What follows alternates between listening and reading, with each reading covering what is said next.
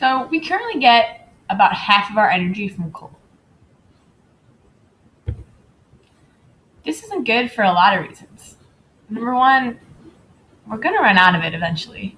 But more importantly, when we burn this black fossil fuel, we create a lot of pollution. Also, it's not very safe for the workers, the coal miners, that have to go deep into the ground and get this coal. We also use oil and petroleum, which we turn into gasoline for our cars.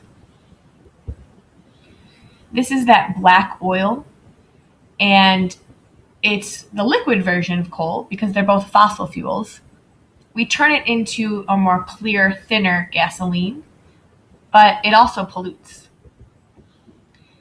They pollute because of carbon emissions, which are caused when we burn gasoline, oil, which is oil, coal, and natural gas.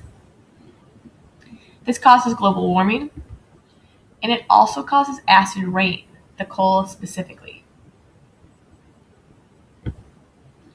Here's what happens. When we burn petroleum or oil in our cars, that creates emissions. When we burn coal to get electricity out of our power plants, remember we're burning the coal, the turbine is spinning, and we're getting electricity. We're also getting pollution. So the carbon and nitrogen go into the air, and they come up into the clouds. They come down through acid rain or snow, which damages pretty much a lot of living things and also acidifies our lakes. So we need things that won't pollute with that carbon emissions. Nuclear energy is an option. We only need a tiny amount of uranium atoms to split apart and create a lot of power. It is non-renewable because we have to find the uranium first and we're going to run out. The biggest problem is that it causes radiation. We only need to split apart the nucleus. Remember, that's why it's called nuclear. And we get a ton of power. So it's not a terrible option if it's done right. If it's done wrong, there can be devastating consequences. Nuclear energy causes radiation, which is really hazardous for any living thing. Another alternative that's a lot safer and free and won't run out is hydropower or water. It's expensive to build and it's not available everywhere. You have to be close to a powerful river. So the great thing about hydropower is that it's super powerful and we're utilizing the mechanical energy of the moving water to build these big dams so that the water filters through the turbines and creates electricity. We see that here. Spins the generator creates electricity, and the water keeps moving on. So we're taking water, which normally doesn't give us power, and turning it into electricity.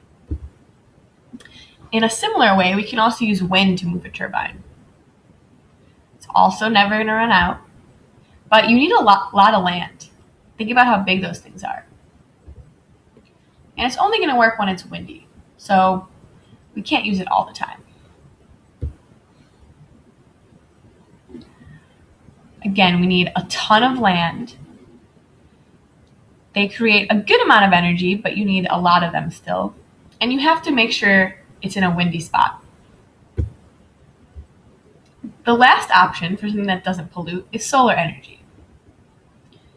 It's never going to run out. Well, maybe in like 1 billion years. Everyone has the sun, even if it's just for a little bit of time. But it only really powers small buildings. Again, the sun is going to hit these photovoltaic panels, and the panels are going to use the photons to create electricity. Even for these relatively small condos, you need a lot of solar panels to provide their electricity. So it's great because everyone gets sunshine at some time, but it's really just good for more small-term uses. So we're definitely doing our part in terms of making sure we look into more smarter, cleaner energy, But this is going to be a problem that we're going to keep addressing for years to come.